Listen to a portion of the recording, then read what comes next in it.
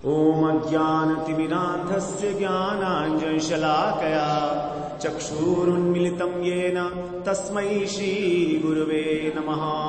वन्देऽहं श्रीगुरो श्रीपतिकमलं श्रीगुरून् वैष्णवांश्च श्रीरूपं साग्रजातं सहगण रघुनाथान्वितं तं सजीवं साद्वैतं सावधूतं परिजन सहितं कृष्ण चैतन्य देवं श्रीराधा कृष्ण पादान् सहगण ललिता श्री विशाखान्वितांश्च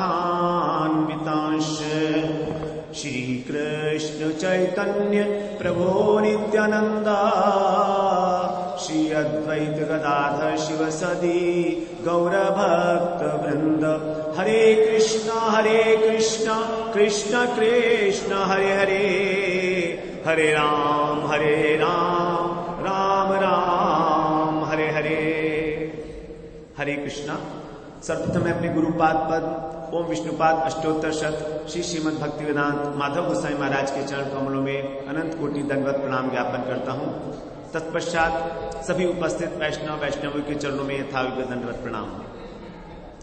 जैसा कि हमें पता ही था कि हमारी अटेंडेंस आधी रहने वाली है, वो बिल्कुल वैसी ही हुई जैसी है। जैसा हम सोचे थे वो उसी प्रकार से है। बहुत अच्छी बात है, क्योंकि सिलेक्टेड लोग ही भागवत में प्रवेश करेंगे। धर्मे प्रोजित कैत गोत्र परमो निर्मत्सराणाम सताम। जो परम निर्मत्सर पुरुष हैं, केवल उन्हीं का भागवत में प्रवेश है, अन्यथा प्रवेश वर्जित। No entry please. सबसे पहले श्लोक में यही बता दिया गया, दूसरे श्लोक में भागवत के परमो निर्मत्सराणाम सताम। जो परम निर्मत्सर पुरुष हैं, जहां पर मत्सरता रूपी दोष नहीं है। हमारे 6 दोष हैं, 6 दोष हैं हमारे। क्या है? काम, क्रोध, लोभ, मोह, मद और मत्सर। हमने चर्चा की थी, पांचों को पहले भगवान की सेवा में लगाया जा सकता है, लेकिन मत्सरता को नहीं लगा सकते। मत्सरता का मतलब है मत्तः सरति इति मत्सरो। मच्छर के तरीके से है ये, भिनभिनाता है। ईर्ष्या, ये मुझसे आगे क्यों बढ़ गया, ये मुझसे आगे क्यों बढ़ गया, ये मत्सरता है। इस मत्सरता दोष से हम सब पीड़ित हैं, और जब तक हम इस मत्सरता रूपी दोष से पीड़ित हैं, तब तक ना तो हम किसी को सम्मान दे सकते हैं और ना हम अमानी हो सकते हैं। जो भगवान की कीर्तन करने के लिए कंडीशन है, अमानिना मान देन कीर्तने सदा हरि। इसमें तृणादपि सुनीचेन आसान, तरोरपि सहिष्णुना उससे मुश्किल, अमानिना और मुश्किल, और मान देन सबसे मुश्किल। 4 योग्यताएं जो महाप्रभु ने बताई हैं शिक्षाष्टक के 30 श्लोक में। किसी को मान देने का मतलब क्या है कि मैं आपके चरण की धूली, मैं तो बिल्कुल कुछ नहीं, गया बीता, है ना। और ये बात मानना मेरे अहंकार को बड़ी ठेस पहुंचती है, बहुत ठेस पहुंचती है अहंकार। और हम जीते हैं अपने अहंकार के बल पर कि मैं I am this, I am that, I am that. ये अहंकार के बल पर ही हम जी रहे हैं। और ऐसे जो पुरुष हैं जो मत्सरता के सहित हैं, उनका इस भागवत में प्रवेश नहीं है। पहले बोल दिया गया व्यास मुनि ने कि भैया आप बाहर ही रहो तो अच्छा है, ठीक है ना। तो हम आज भागवत में प्रवेश करेंगे, क्योंकि हम शुद्ध भक्ति के विषय में बहुत सारी चर्चाएं कर आए हैं। अब यहां पर हम 5 जो एलिमेंट्स हैं उनके डिस्कस करेंगे। भागवत का स्वरूप, भागवत के 10 लक्षण, भगवत कृपा का स्वरूप। This is the most important part. हमके कृपा नहीं मिल रही है, जबकि भक्ति हम जानते कृपा साध्य है। बिना कृपा के भक्ति होगी नहीं। तो उस कृपा को कैसे प्राप्त करें, वो क्या चीज है हमारे हृदय के अंदर जो आ जाए और हमें कृपा मिल जाए। बड़ा डिटेल में हम डिस्कस करेंगे इस बात को। उसके बाद राधा और कृष्ण, इनके चरणों का ध्यान, उनका महत्व। हमारे गुरुजी ने कुछ समय पहले कोट्स निकाले थे, आपको पता होगा प्रभु जी। कृष्ण के चरण, उनके 19 चिन्ह हैं चरणों में, उनका ध्यान करने से हमारे किस प्रकार से हृदय शुद्ध होता है, वो सारी चर्चा यहां पर होगी। और फिर प्रयोजन प्राप्ति के उपाय संक्षेप में, अत्यंत संक्षेप में, अत्यंत 2 या 3 4 सूत्र बस, जो याद करने लायक है, जिन्हें हमें याद करना चाहिए डायरी में लिखकर। तो भागवत का क्या स्वरूप है, आगे भागवत में ही बता रहे हैं। बताओ। भागवत, गुरु जी इसकी व्याख्या करते हैं। भा का मतलब है तत्व ज्ञान। भा का मतलब है तत्व ज्ञान, जो शास्त्रों के अंदर असंपूर्ण है। बहुत सारे पुराण है, बहुत सारा ज्ञान है, लेकिन और शास्त्रों में जो ठीक प्रकार से नहीं वर्णन किया गया, अव्यक्त है, उस तत्व ज्ञान, उस तत्व को अर्थात कृष्ण के भक्त वात्सल्य और प्रेम वशीभूतता को प्रकाशित करती है भागवत। किसी भी शास्त्र में भगवान को भक्तों का दास, भक्तों की सेवा करते हुए नहीं दिखाया गया, लेकिन यहां पर भगवान भक्तों की सेवा करते हैं। भगवान कहते हैं मैं तुम्हारा ऋणी हो गया। गोपियों से कहते हैं कि अनंत जन्मों तक भी मैं अगर तुम्हारे उपकार से मुक्त होना चाहूं तो नहीं हो सकता, न पा रहे हैं हम, तुम्हारा पार नहीं पा सकता मैं। ब्रह्मा जैसी आयु हो मेरी तो भी इतना मेरा ऋण चढ़ गया है तुम्हारे ऊपर। फिर गति दुरत्या अर्थात गोपी भाव, सेवा भाव, जैसे गोपियों ने भगवान की सेवा की है उस प्रकार का भाव, यह अत्यंत दुष्कर है। उस गोपी भाव की प्राप्ति कराने वाला है ये श्रीमद् भागवतम। गति दुरत्यया, जहां पर हमारी गति नहीं है, संभव ही नहीं है, उस भाव की प्राप्ति कराएगा हमारे हृदय को क्रमशः शुद्ध करके, ये श्रीमद् भागवतम। और वह माने वरिष्ठम सर्वभूत शास्त्रेषु, सभी शास्त्रों का पुराण शिरोमणि। 18 पुराणों में जो बात भागवत में लिखी है वही सच, अन्य पुराणों में लिखी है अगर वो भागवत कहती है तो ठीक है, वरना नहीं। अन्य पुराणों में लिखी हुई बात हमारे लिए तभी ग्रहणीय है जब वो भागवत के द्वारा सिद्ध हो जाती है, पुष्ट हो जाती है। भागवत अनुमोदन करती है तो हम ग्रहण करेंगे, वरना नहीं। इतना वरिष्ठ है, अमल पुराण है, किसी प्रकार का कोई मल नहीं है। और तरणिम च भवान नव, इस भवसागर से पार करने के लिए नौका है। जैसे हमारा शरीर एक नौका है, उसी प्रकार से भागवत एक नौका है। भागवता नाम पुराणम इति भागवत पुराणम, अर्थात जिसमें भगवान से अधिक भक्तों की महिमा का वर्णन है। हमारे लिए भगवान की महिमा को जानना इतना आवश्यक नहीं जितना भक्तों की महिमा, कि भक्तों ने कैसे भगवान को प्राप्त किया। हमारे लिए तो वही इंपॉर्टेंट है ना। भगवान तो हैं, हम मान गए बड़ी महिमाशाली हैं, लेकिन हमको कैसे प्राप्त होंगे। दो भक्तों की महिमा का वर्णन है। और भागवत जो है इतिहास और पुराण का सार बताया गया है। सभी इतिहास और पुराणों का सार तत्व है श्रीमद् भागवत। आगे प्रभु जी, तो भागवत के स्वरूप में के विषय में बता रहे हैं। क्या है, बड़ा स्पष्ट है। देखिए, इसका स्कंद पुराण में वर्णन है। भागवत में भागवत की बात कही तो ठीक, अपनी प्रशंसा तो खुद करते हैं, लेकिन जब दूसरा पुराण एक दूसरे पुराण की प्रशंसा करे तो मतलब कुछ बात है। मैं तो अच्छा हूं, लेकिन जब मेरे सखा, जब मुझसे कोई अलग लोग मेरी प्रशंसा करें तभी तो अच्छा ही हुई ना। अपने लिए तो हम सभी बहुत अच्छे हैं।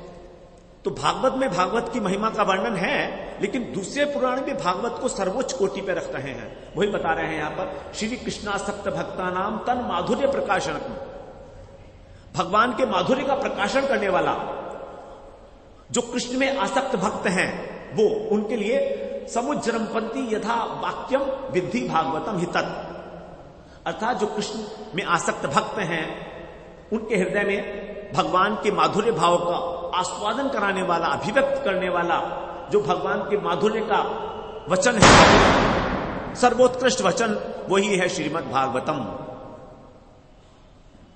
भगवान के माधुर्य का हमको अनुभव होगा जब हम भागवत में प्रवेश करेंगे। और भागवत ऐसे पढ़ेंगे तो माधुर्य का पता नहीं लगेगा। जब तक हम अपने महाजनों की वाणी का अनुसरण करते हुए उनके अनुगत्य में, उनकी टीका के अनुसार भागवत नहीं पढ़ेंगे तो हमें समझ में नहीं आएगा कहां रस भर रहा है इसके अंदर, कितना रस है कृष्ण में। वो तब पता लगेगा जब हमारे आचार्य, हमारे गुरुदेव हमें बताएंगे, देखो बेटा ये है रस, इसमें तुम्हें उतरना है। तो श्रीमद् भागवत पुराण और भगवान, इनका स्वरूप एक ही है। प्रश्न पूछा था एक प्रभु जी ने कि भागवत और कृष्ण में क्या अंतर है, वही है। श्रीमद् भागवता श्री भागवता तदा रूपम स्वरूपम एकम व्यास्ति, एक ही स्वरूप है और दोनों ही सच्चिदानंद स्वरूप है। हम लोग भगवान के विषय में श्रवण कराए, सच्चित आनंद। अगले स्लाइड पर भगवान के जो 12 अंग हैं वही है श्रीमद् भागवतम।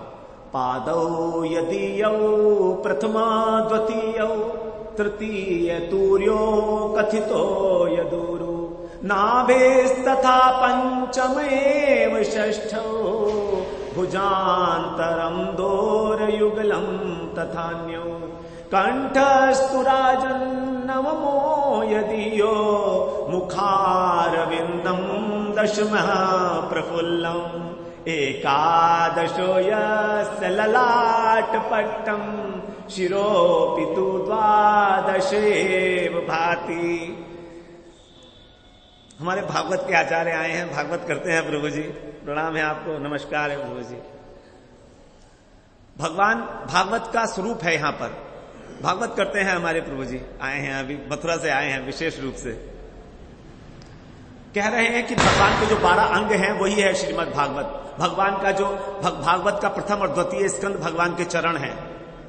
तृतीय जो है, तृतीय तूर्यो, तूर्यो का मतलब चतुर्थ, तूर्य का मतलब होता है अतीत, जो तीसरा, पहला दूसरा तीसरा नहीं है वो है चौथा, तो तूर्यो कह दिया उसका, तूर्यावस्था जिसको बोलते हैं, चतुर्थ अवस्था। तो तूर्यो कपिलो यदुरु, उनकी उरु जंघा, जंघा प्रदेश। उसके बाद नाभिस्तथा पंचम एव षष्ठौ, भगवान की नाभि। प्रभु जी कुछ गलत बोलूंगा बता देना आप प्लीज, ठीक है। नाभिस्तथा पंचम एव षष्ठौ, और नाभि जो है भगवान की वो है पंचम स्कंध। षष्ठौ माने छठा स्कंध है भगवान का वक्षस्थल, भुजांतरम, भुजाओं के बीच में, और 2 युगलम तथा न्यू, और 7वां 8वां भगवान की भुजाएं हैं। कंठस्तु राजम नवमो यदियो, भगवान का जो कंठ है वही नवम स्कंध है, और भगवान का जो मुख कमल है वही है दशम स्कंध। तो शरीर के अंदर मुख की शोभा होती है, तो श्रीमद् भागवत के अंदर इसी प्रकार से मुख की शोभा है, दशम स्कंध की शोभा है। एकादशो यस्य ललाट पट्टम, जो ललाट है वो है एकादश स्कंध। यहां पर बड़े ज्ञान की बात है, बिना ज्ञान के काम नहीं होगा भागवत में।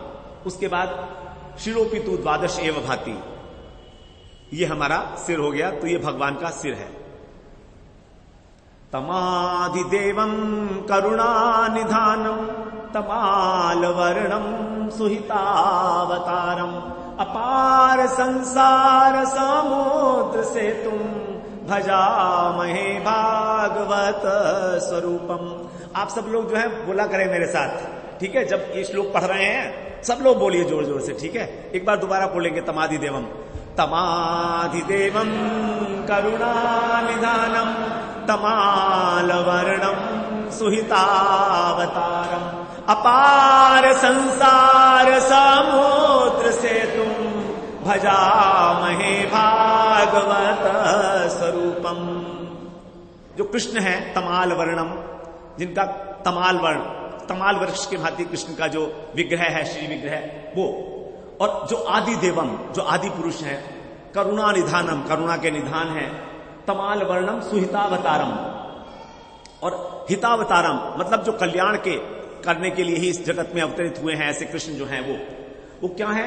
अपार संसार समुद्र से तुम, ये जो संसार सागर है अपार, जिसको हम पार नहीं कर सकते, उसके लिए वही जो है भागवत स्वरूपम, वही भागवत स्वरूप है। तो जो कृष्ण है वही भागवत स्वरूप है, वही भागवत के रूप में प्रकट हुए हैं। भजामहे भागवत स्वरूपम, जीवों को कल्याण के कृष्ण ही भागवत पुराण के रूप में अवतीर्ण हुए हैं। तो कृष्ण क्यों प्रकट हुए? श्रीमद् भागवत आख्योयम प्रत्यक्ष कृष्ण एवशः, कृष्ण के प्रत्यक्ष दर्शन करने हैं तो श्रीमद् भागवत पुराण। प्रत्यक्ष, प्रति प्लस अक्ष, अक्ष का मतलब देखना, सामने देखना, प्रत्यक्ष है ना आप मेरे सब प्रत्यक्ष हैं। तो जैसे मैं आपको देख रहा हूं ऐसे ही मैं कृष्ण को देखना चाहता हूं, तो श्रीमद् भागवत जो भागवत है, श्रीमद् भागवत आख्यो अयम, ये जो भागवत है, अयम माने ये जो भागवत है, भागवत नाम का जो ग्रंथ है, आख्यम, इसी को प्रत्यक्ष कृष्ण एव ही, वही कृष्ण है, एव ही कृष्ण स्वधामोपगते धर्म ज्ञानादि सह कलौ निष्ठ दृशामेश पुराण को अधुनोदित है। जब कलयुग का आरंभ होने वाला था, जब अपने धाम में चले गए भगवान, स्वधाम अपने गोलोक धाम में जब गमन कर रहे थे, तब धर्म ज्ञान भी उनके साथ चले गए। अब कलयुग का क्या होगा, हम लोग कैसे जिएंगे, किसके आश्रय से जिएंगे? तब कलौ नष्ट दृशामेश है, हमारी जो दृष्टि थी वो नष्ट हो गई, ज्ञान चक्षु नष्ट हो गए, विवेक शक्ति नष्ट हो गई। इसीलिए पुराण अर्क माने सूर्य, यही जो सूर्य रूपी पुराण है श्रीमद् भागवतम, ये उदित हुआ अधुनो, आज अधुन में, कलयुग में ये प्रकाशित हुआ श्रीमद् भागवत पुराण, हमारे भले के लिए, हमारे उद्धार के लिए। सूर्य जैसे सूर्य होता है तो हमको दिखाई देने लगता है, भगवान तो चले गए, अब कैसे देखेंगे कि क्या करना है क्या नहीं करना है? श्रीमद् भागवत हमारा दिशा निर्देश करेगी। आगे प्रभु जी, उद्धव जी की प्रार्थना पर हम लोगों ने पहले श्रवण किया, भगवान ने विशेष तेज को भागवत में स्थापित किया। तिरोधाय प्रविष्टोयम श्रीमद् भागवतारणम। समुद्र है ये, अरणम का मतलब समुद्र। उस समुद्र में भगवान, भागवत रूपी समुद्र में भगवान ने प्रवेश किया उद्धव जी की प्रार्थना पर, कलयुग का जीवों का विशेष रूप से उद्धार करने के लिए। तेने वाग्मयम मूर्ति ही, भगवान की जो शाब्दिक मूर्ति है, महाराज जी कल कह रहे थे भागवत जो है भगवान का शाब्दिक अवतार है, वाग्मयी मूर्ति। वाग्मयी माने शब्दमयी, शब्द ब्रह्म, वही तेन अयम वाग्मयी मूर्ति प्रत्यक्ष वर्तते हरि, प्रत्यक्ष है ये। तो भागवत में जो कुछ भी है वो सब कुछ भगवान का ही है, भगवान ही है। श्रद्धा और भाव की दृष्टि से साक्षात भगवान के दर्शन प्राप्त होते हैं श्रीमद् भागवत में। जब हम श्रद्धा और भाव से देखते हैं, उसका अनुशीलन करते हैं, तब। श्रीमद् भागवत पुराण क्या है? अर्थोयम ब्रह्म सूत्राणाम, बोलिए, अर्थोयम ब्रह्म सूत्राणाम भारतार्थ विनिर्णय गायत्री भाष्य रूपोऽसौ वेदार्थ परिवृंगित। संस्कृत भारी है क्या? कोई दिक्कत हो रही है बोलने में? बोलिए, सब संस्कृत बोलिए, घर में सब संस्कृत बोलिए, उच्चारण करिए इन शब्दों का। क्या दिक्कत है? आप सोचिए तो जरा, जब यहां पर ये लगा होता है ये ऐसा, तो इसको साइलेंट रखना होता है। भाष्य रूपो सौ बोलेंगे, असौ नहीं बोलेंगे। है तो ये अ, लेकिन इसका उच्चारण नहीं है, साइलेंट में है, साइलेंट मोड में। भाष्य रूपो सौ, गायत्री भाष्य रूपो सौ अर्थोयम, अर्थोयम और साइलेंट है, अर्थो अयम है, लेकिन अर्थोयम। भागवत में उतरना है आपको, इसलिए बैठे हैं हम यहां, कथा सुनने नहीं बैठे कोई, है ना? तो ऐसे ही होगा, आप भागवत के श्लोक को बोलेंगे, कंठस्थ करेंगे। पहले तो पाठ करेंगे, केवल जितने श्लोक यहां आएंगे वो सबका पाठ करेंगे, ठीक है? वेदार्थ परिवृंगित, भारतार्थ विनिर्णय। तो ब्रह्मसूत्र का ये अर्थ है। ब्रह्मसूत्र,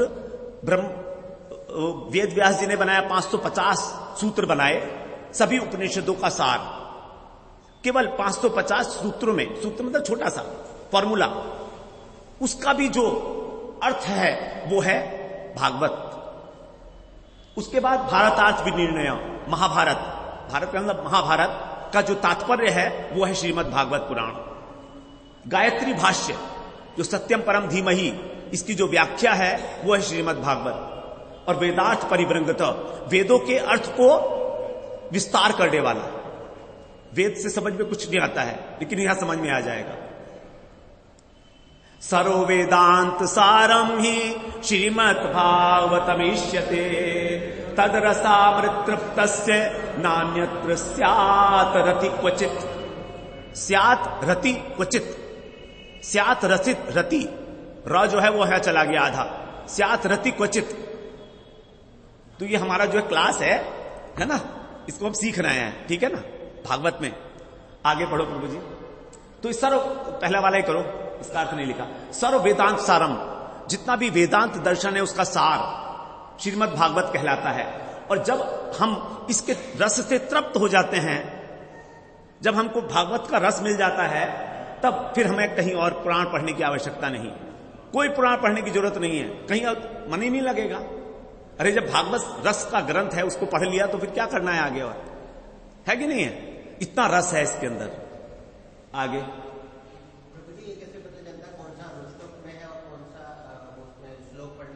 बता देंगे, आपको अलग से बता देंगे। भागवत के स्वरूप को प्रतिपादन करने के लिए अनेक रूपकों का प्रयोग किया गया है।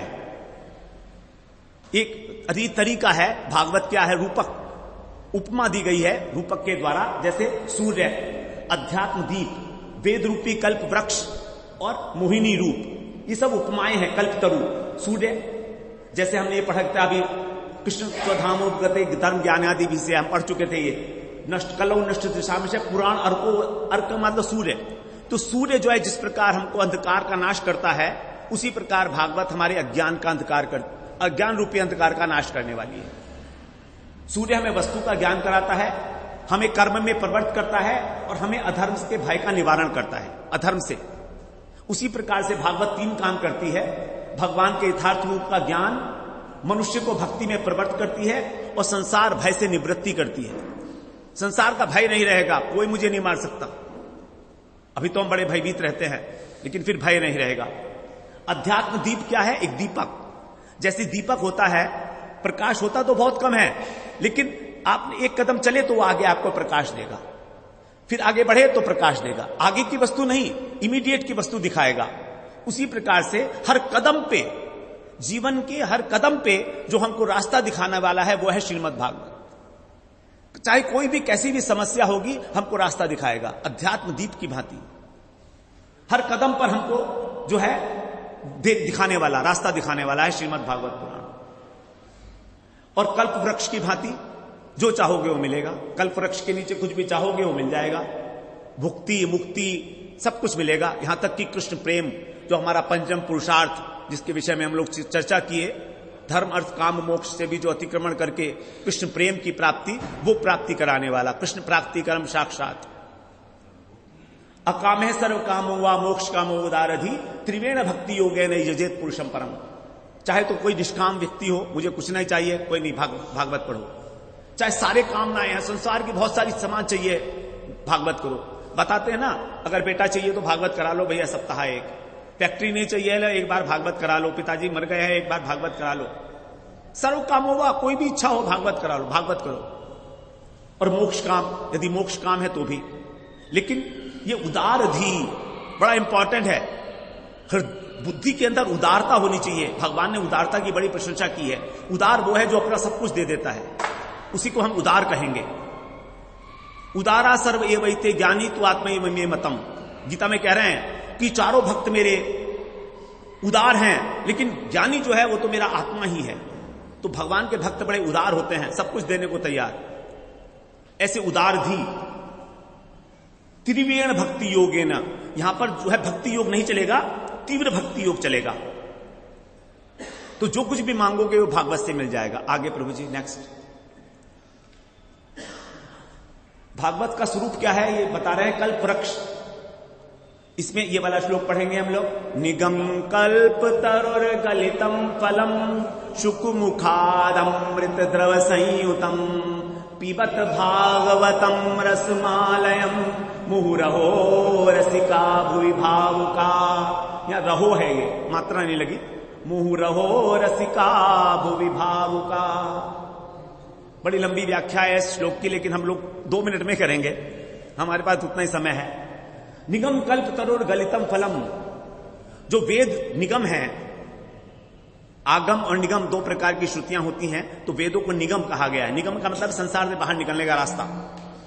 जैसे परिवहन निगम की बसें चलती है ना, निगम अंडरटेकिंग बोलते हैं इंग्लिश में तो, लेकिन यहां पर वो अर्थ नहीं है। निगम का मतलब है बाहर, संसार से बाहर निकालने के लिए। तो जो हमारे वेद श्रुतियां हैं उनका वो कल्प वृक्ष, उसका जो पका हुआ फल है वो है श्रीमद् भागवतम। वेद समझ में नहीं आएगा।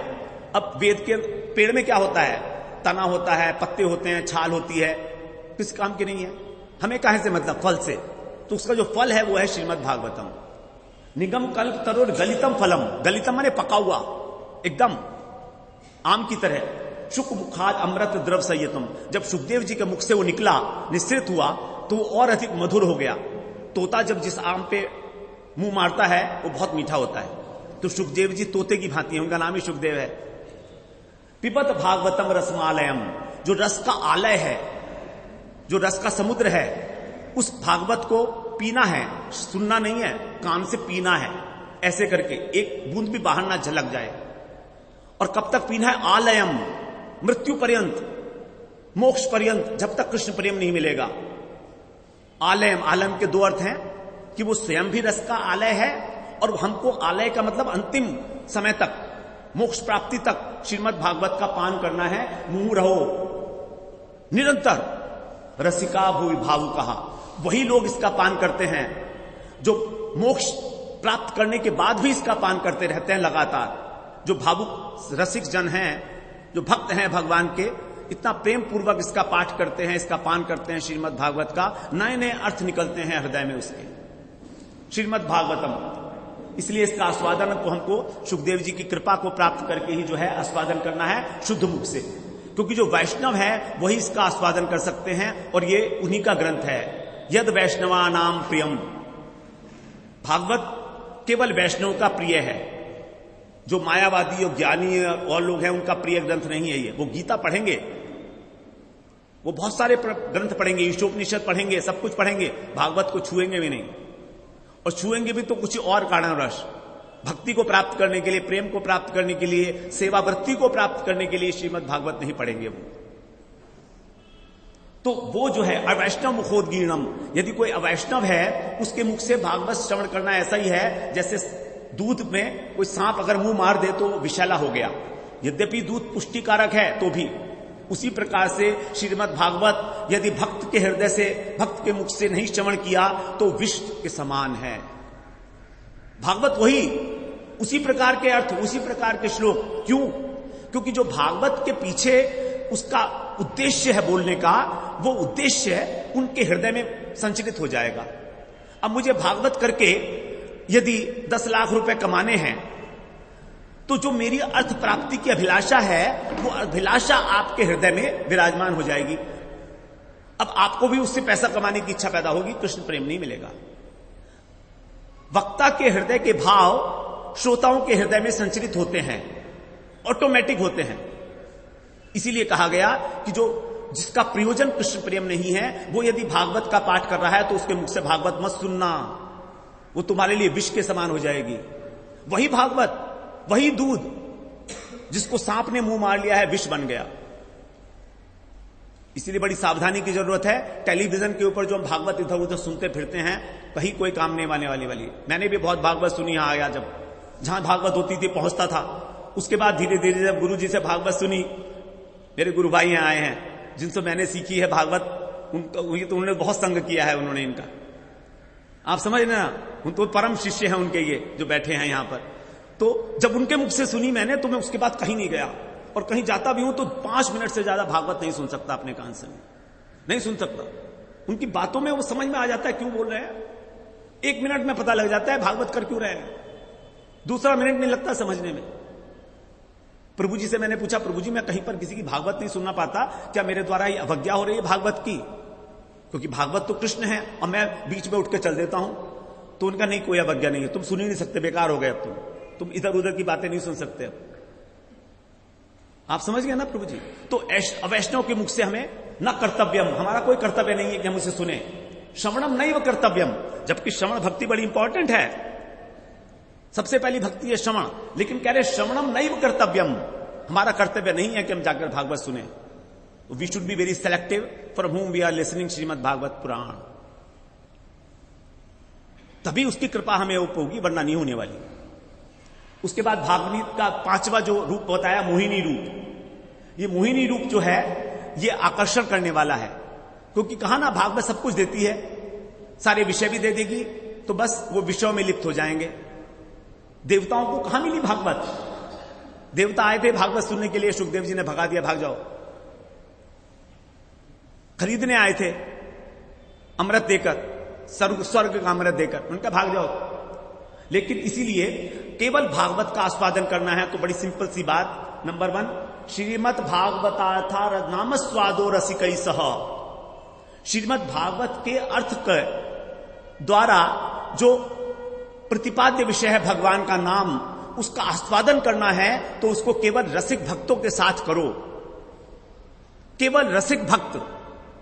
और वो रसिक भक्त क्या है? सजातीयाशय स्निग्धे साधो संगह सतो वरे, जो तुम्हारे सजातीय हैं।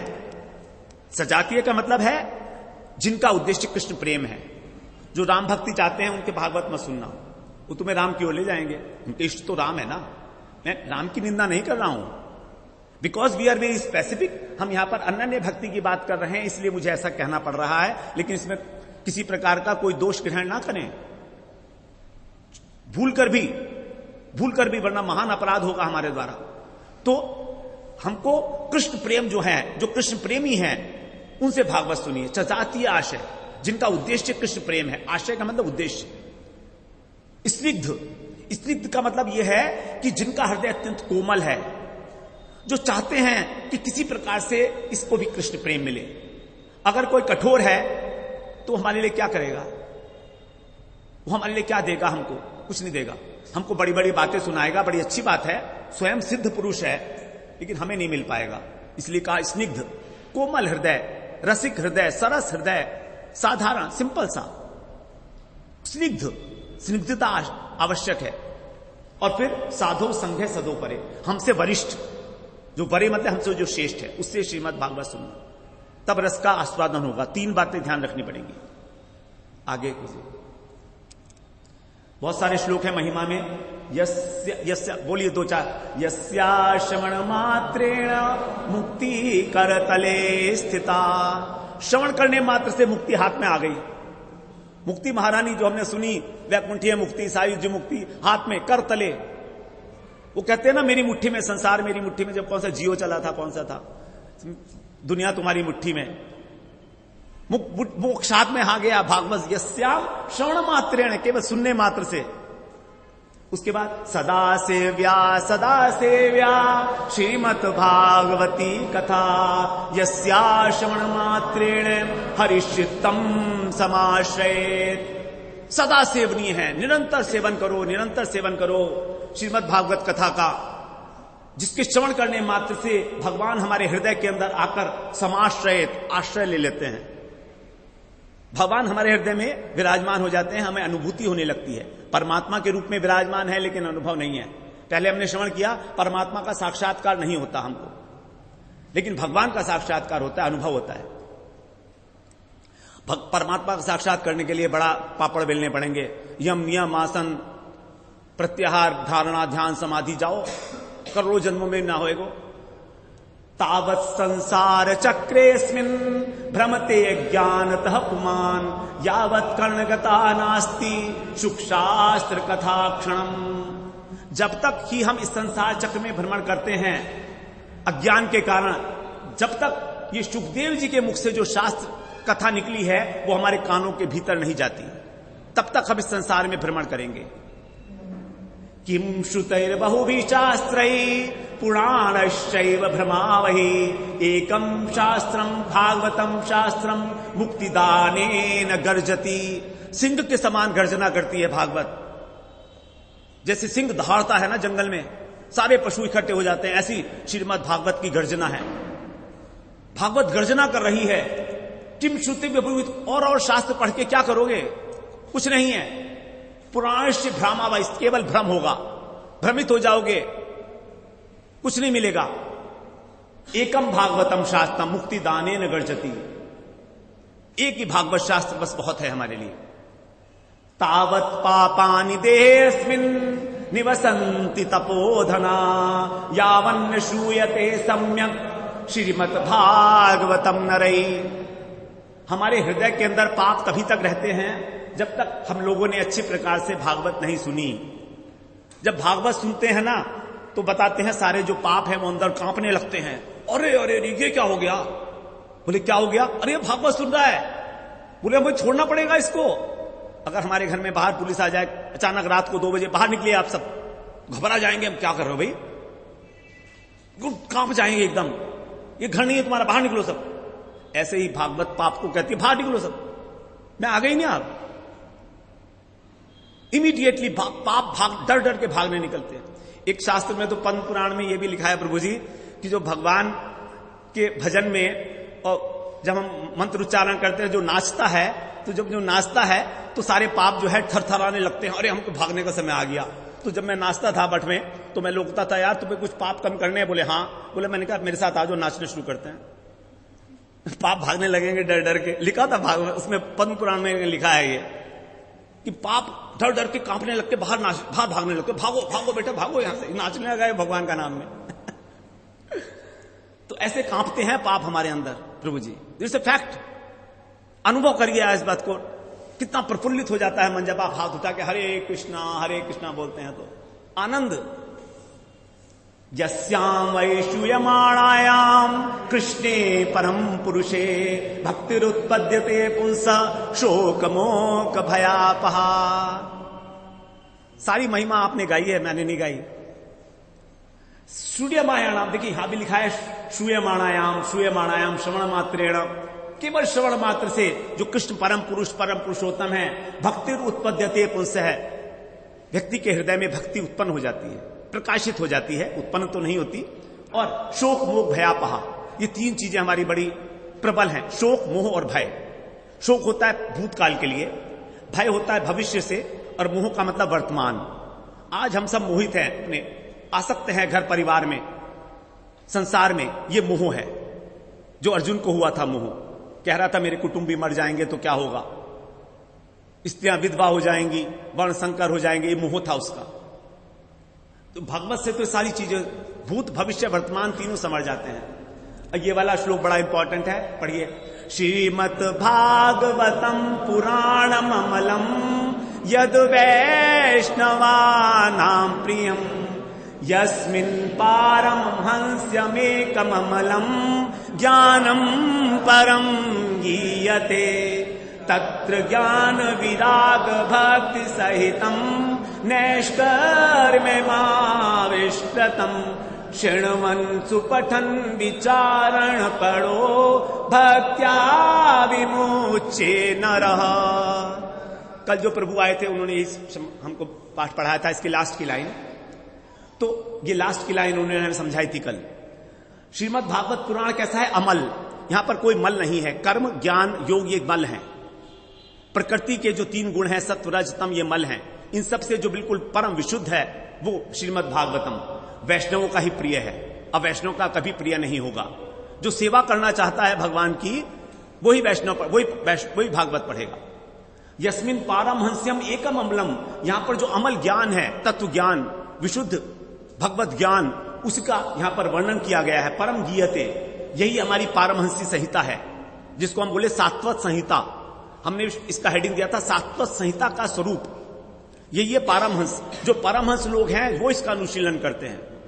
सन्यास की जो अंतिम अवस्था है परमहंस अवस्था, उसका अनुशीलन करने वाले यहां पर क्या है, क्यों करते हैं? ज्ञान विराग भक्ति सहितम, भक्ति जो है यहां पर ज्ञान और वैराग्य अपने आप आ जाएंगे। जैसे हम बात किए कल, जहां भक्ति है वहां ज्ञान और वैराग्य अपने आप आ जाते हैं, चिंता नहीं करनी पड़ती। नैष्कर्म्यम आविष्कृतम, नैष्कर्म्य को उपलब्ध हो जाते हैं, अकर्मता को, अर्थात हमारा जो कर्म है वो सेवा बन गया। अब वो हमको संसार में डालेगा नहीं, भगवान के लिए कर रहे हैं। जो भागवत धर्म है, कायेन वाचा मनसेन्द्रियर्वा, जो शरीर के द्वारा, मन के द्वारा, बुद्धि के द्वारा, स्वभाव के द्वारा जो कुछ भी हो रहा है सब कुछ कृष्ण के समर्पण। यत करोषि यद दर्शनासी यद जुहोषि ददासियत, जो गीता में कहा वही बात, सब कुछ भगवान के समर्पण। मेरा दंत धावन भी भगवान को समर्पण, मेरा शौच भी भगवान को समर्पण, क्योंकि मैं ही समर्पित हूं तो मेरा कुछ है क्या? करना क्या है? श्रृणवन, सुनते हुए। यहां पर श्रृणवन जो है कौन सी क्रिया? अर्ध क्रिया। प्रभु जी क्या बोलते हैं? अर्ध क्रिया बोलते हैं। अर्ध क्रिया, अर्ध क्रिया वो होती है जहां पर कंटिन्यूएशन, कंटिन्यूअस, ऐसा नहीं आज सुनिए छोड़ दी। श्रवण, सुनते हुए, करते रहो करते रहो करते रहो। श्रवण अर्ध क्रिया का मतलब होता है संस्कृत में। सुपठन, ये भी अर्ध क्रिया है ना प्रभु जी? हाँ, सुपठन माना अर्थ चिंतन करते हुए। पढ़ना एक बात है, भागवत तो कई लोगों ने गीता प्रेस में अपनी बटकी पढ़ी होगी, लेकिन उसका अर्थ चिंतन करते हुए जो हमें गुरुजी ने समझाया हमको। विचारण पढ़ो, फिर उस पर मनन करना है। और पढ़ो मतलब परायण होकर, उसकर समर्पित होकर। जो ऐसे विचारण मननशील व्यक्ति हैं वही भक्त्या विमुच्य नर है, श्रद्धापूर्वक, प्रीतिपूर्वक उनका इस संसार से मोक्ष हो जाता है। मोक्ष नहीं होता, कृष्ण प्रेम मिलता है। विमुच्यते, विशेष मोक्ष। मोक्ष तो साधारण हम लोग वैकुंठीय मुक्ति को भी कह देंगे, वो भी तो मुक्ति है ना, वैकुंठीय मुक्ति है, लेकिन यहां विमोक्ष, विमुच्यते, अच्छी प्रकार से, मतलब कृष्ण प्रेम की प्राप्ति, गोलोक धाम की प्राप्ति, कृष्ण सेवा की प्राप्ति। अब भागवत के 10 लक्षण टेक्निकल विषय है, अब यहां पर थोड़ा सा इस बारे में चर्चा बहुत कम की जाती है। अब क्योंकि जो हमारे गुरुजी ने हमें समझा रखा है वो प्रभु जी बताना थोड़ा कहीं गड़बड़ होगी तो। भागवत के मुख्य श्रोता और वक्ता, वही प्रभु जी गुरु जी की बात बता रहा हूं सब कुछ। मुख्य श्रोता और वक्ता कौन कौन है ये समझ लें। नारायण और ब्रह्मा। नारायण ने ब्रह्मा जी को चतुश्लोकी भागवत सुनाई, सनकादिक ऋषि ने नारद जी को हरिद्वार में भागवत सुनाई। भागवत में ऐसा लिखा है, नारद जी और व्यास जी, जब व्यास जी अत्यंत परेशान थे, 4 वेद लिख दिए, महाभारत लिख दिया, ब्रह्मसूत्र लिख दिया, पुराण लिख दिए, तो भी सरस्वती नदी के किनारे चुपचाप बैठे हैं, खिन्न, उदास। क्या करूं, आनंद नहीं आ रहा मन में। तो नारद जी आए, बेटा क्या बात हुई? नारद जी भगवान के मन के अवतार हैं और व्यास जी भगवान के जो ज्ञान शक्ति के अवतार हैं, दोनों भगवान के आवेशावतार हैं। तो भगवान का एक अवतार भगवान के दूसरे अवतार से गुरु शिष्य की भांति पूछा है, बेटे क्या बात, इतने उदास क्यों हो? बोले इतना सब कुछ कर दिया मैंने लोक कल्याण के लिए, सबका भला हो जाए, लेकिन मन में आनंद नहीं आ रहा। बोले तुमने भगवान के गुण गाए, कृष्ण की लीलाओं का गान किया, कहीं कृष्ण को तुमने सर्वोच्च स्तर पर स्थापित किया, कहीं तुमने कहा कृष्णस्तु भगवान स्वयं? बोला ना, ये तो नहीं किया। बोले फिर? बोले अब यही करो। बोले कैसे होगा? आंखें बंद करो, समाधि लगाओ, भागवत प्रकाशित हो जाएगी हृदय में। समाधि में जो कुछ व्यास जी ने देखा उसी को भागवत में लिखा। तो नारद जी ने व्यास जी को इस प्रकार से प्रेरित किया। गोकर्ण जी और धुंधुकारी, जानते हैं हम महिमा में, धुंधुकारी जो प्रेत बन गया था, गोकर्ण जी उनके भाई, उन्होंने भागवत का पाठ किया 7 दिन तक। और धुंधुकारी एक पेड़ के अंदर, बहुत शॉर्ट में बोल रहा हूं, बड़ी लंबी कथा है, 7 दिन में भागवत एक जो बांस के अंदर वो घुस गया, प्रेतात्मा थी, और एक गांठ फटती रही। और 7वें दिन धुंधुकारी के लिए विमान आ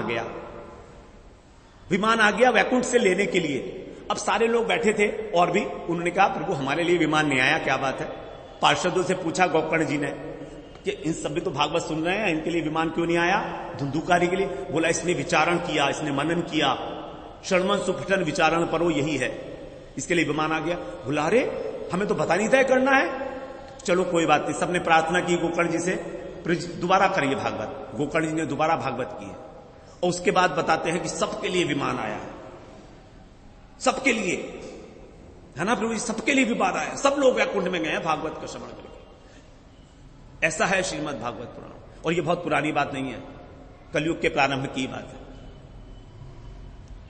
सुखदेव, मैत्रेय और विदुर, इनका भी संवाद है यहां पर, बहुत कम स्कंध में, क्योंकि गुरुजी बताते हैं कि विदुर जी को केवल थोड़ी सी भागवत बताई, क्योंकि बताने की जरूरत ही नहीं थी। विदुर जी तो भगवान के परम प्रेमी हैं, सब कुछ उनको वैसे ही पता है। सुखदेव परीक्षित जी को जो तक्षक नाग डस लिया था, 7वें दिन मृत्यु थी, सुखदेव जी ने वहां पर आकर भागवत सुनाई, कृष्ण प्रेम की प्राप्ति हुई। और सूत गोस्वामी और शौनक आदि ऋषि, तो सूत गोस्वामी और शौनक इत्यादि ऋषि जो हमने आज सुबह बात की थी, यज्ञ कर रहे थे जब शौनक ऋषि, तो सूत जी उनको अवकाश काल में भागवत का पाठ भागवत सुनाया करते थे। ये जिज्ञासु भक्त हैं शौनक जी, लेकिन जिज्ञासु भक्त होते हुए भी भागवत सुनते सुनते इनको कृष्ण प्रेम की प्राप्ति हुई। इसके मुख्य श्रोता और वक्ता हैं हमारे सुखदेव जी और परीक्षित जी। परीक्षित जी ने वास्तव में अभीष्ट फल की प्राप्ति की है, वो है कृष्ण प्रेम। तो ब्रह्मा जी ने सुनी थी भागवत क्यों? सृष्टि के विस्तार के लिए। उनका उद्देश्य कृष्ण प्रेम की प्राप्ति नहीं था, उनका उद्देश्य था कि कहीं मुझे अहंकार ना आ जाए, भगवान सृष्टि करने के बाद मैंने अगर ये सब करा तो कैसे करूंगा सृष्टि, और मेरे अंदर अहंकार आ जाएगा तो मेरा तो पतन हो जाएगा। तो भगवान ने चतुश्लोकी का उपदेश दिया। तो सृष्टि के विस्तार के लिए उद्देश्य नारद जी ने सुनाई थी, वो क्यों की सुनाई थी? लोक कल्याण के लिए। व्यास जी इस संसार का कल्याण करना चाहते इसलिए भागवत सुनी थी। धुंधुकारी ने पिशाच योनि से मुक्ति पाने के लिए, उसको मुक्ति मिल गई। ऋषियों ने दीर्घकालीन यज्ञ में अवकाश से समय कर्म पूर्ति के लिए, लेकिन परीक्षित जी ने केवल कृष्ण प्राप्ति, प्रेम प्राप्ति के लिए। तो हम भागवत का श्रवण क्यों करेंगे? केवल कृष्ण प्रेम की प्राप्ति, भक्ति की प्राप्ति के लिए भागवत का श्रवण करेंगे, अन्यथा नहीं। आगे प्रभु जी, ये 12 स्कंध, इनके सबके नाम दिए गए हैं। सबसे पहले अधिकार, 3 अधिकारी हैं इसके। उसके बाद साधन लीला है। साधन में सबसे इंपॉर्टेंट है श्रवण कीर्तन स्मरणम, श्रवणम कीर्तनम स्मरणम, श्रवणम कीर्तनम विष्णु स्मरणम पाद सेवनम। सबसे पहला जो अंग है नवधा भक्ति का है वो है श्रवण। तो साधन भक्ति के श्रवण। फिर सर्ग लीला है, सृष्टि लीला। विसर्ग, इसको हम आगे एक्सप्लेन करेंगे, अभी नाम सुन लीजिए केवल। उसके बाद स्थान लीला, पोषण लीला, ऊती, मनवंतर, ईशानु कथा, निरोध, मुक्ति, आश्रय।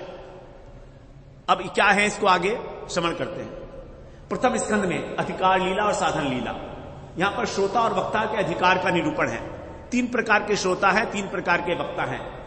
तो सबसे पहले जो कनिष्ठ वक्ता हैं उनको कहा गया सूत और शौनक, कर्म पूर्ति के लिए जो भागवत सुने।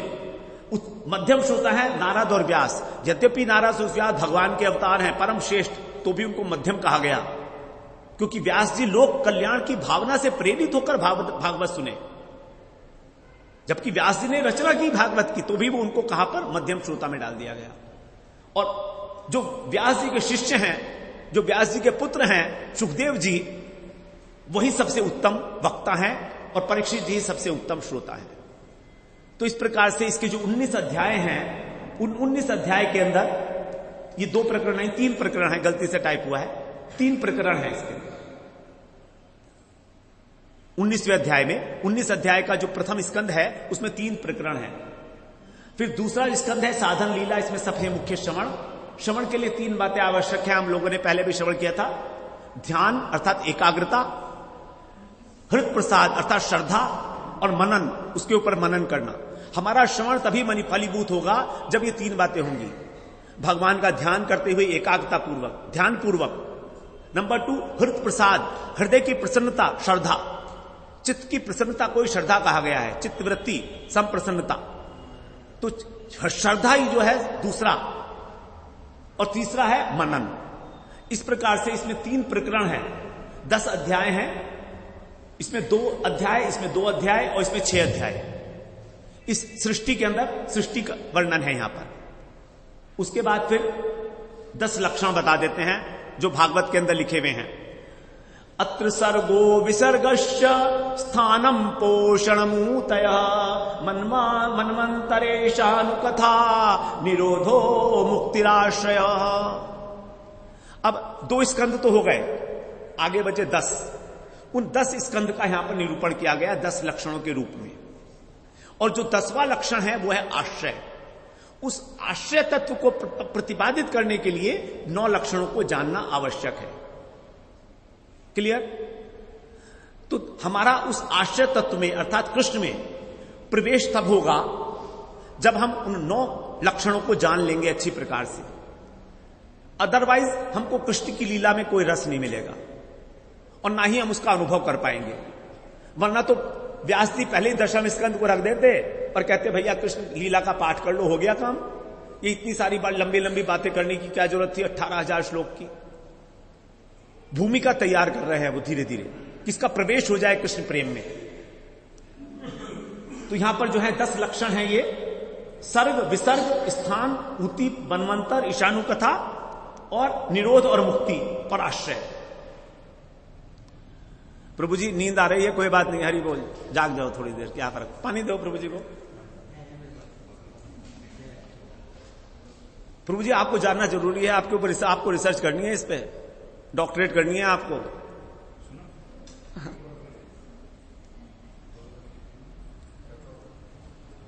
श्रीमद् भागवत का प्रतिपाद्य विषय कृष्ण है, क्योंकि वही हमारे एकमात्र आश्रय हैं।